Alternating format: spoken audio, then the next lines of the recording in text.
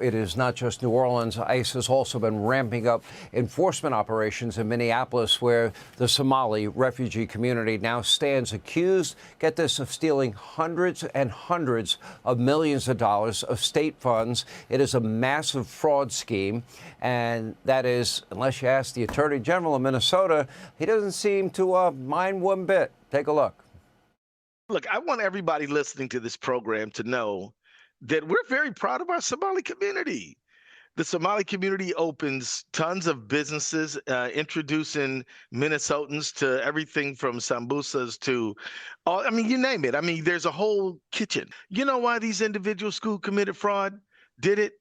To get rich, to buy houses. And, you know, what we do know is they bought houses and cars and crap like that.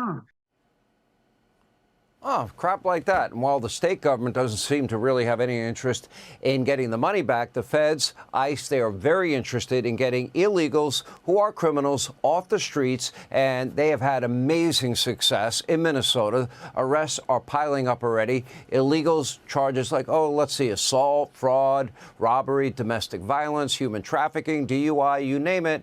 And how does the left respond? Trashing Tom Homan, who's working night and day to keep the country safer and enforce our laws, who, by the way, is not exactly a guy you want to mess with. I know him personally. Take a look. And maybe control the border. 2,500 separation. You are a racist. You are destroying the Constitution.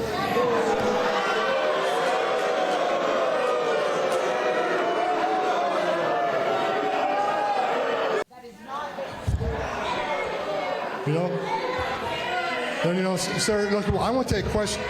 I'll take questions a little bit, but why don't you grow a backbone, put a Kevlar vest and a gun on your hip and go secure this border?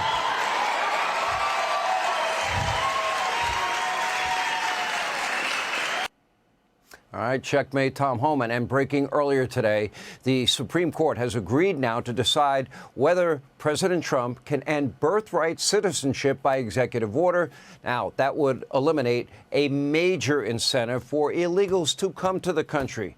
Here with reaction, White House Deputy Chief of Staff for Policy, Homeland Security Advisor to the President, our friend Stephen Miller is with us. Look, we both know Tom Homan. Tom Homan is the wrong guy to pick a fight with. Absolutely, Sean. But that's true, by the way, for not just Tom, but for all the heroes of ICE and Border Patrol who are out there every single day, putting their lives on the line to defend this country, to defend our freedom, to defend our way of life. And you have these crazy leftists, these radical pro-illegal alien Democrat demonstrators that are trying to stop ICE and Border Patrol from defending the American people, from defending the American family, and from getting these rapists, killers, pedophiles, and terrorists the hell out of our country, Sean. All right. What about the Somali fraud scheme that is unfolding before our eyes? One of the things that is being reported on is where that money is going.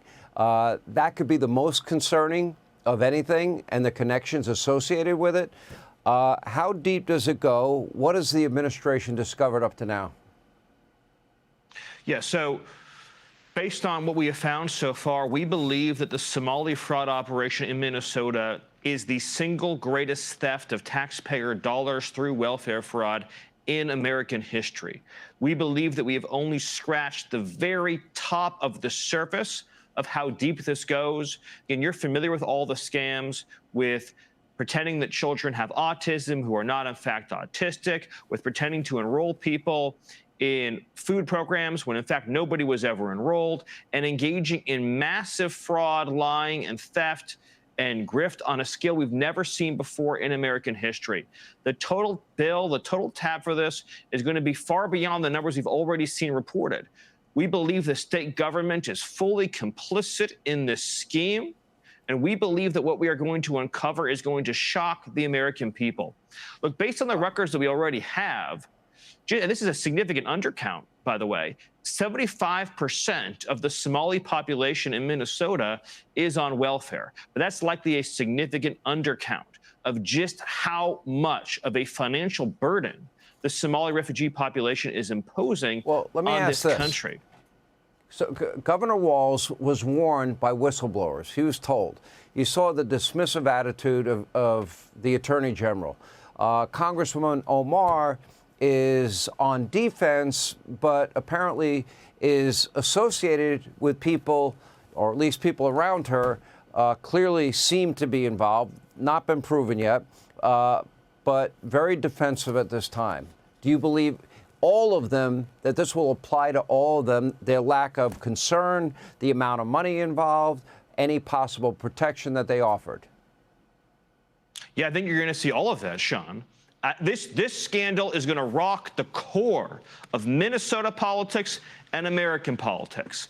We are going to be able to show through whether it be willful blindness, whether it be deliberately turning the other way, or whether it be direct knowledge, we are going to show how Democrat politicians, Democrat bureaucracies, Democrat political systems, and the Somali refugee population ripped off the American people, stole countless taxpayer dollars, and engaged in scams that boggle the mind, scams that we can scarcely even conceive of or imagine in their brazenness. This truly underscores the extent to which the Democrat Party has used migration as a weapon against the American people to gain political power at the expense of American citizens, stealing their money, stealing their votes, stealing their sovereignty. This is going to be case in point for the argument that President Trump has made about why we must stop mass third-world migration into this country. It is a tool the Democrat Party has used to rob the American people blind. Listen, it should be standard. Anybody coming into the country, and I'm the product of immigration, but it's legal.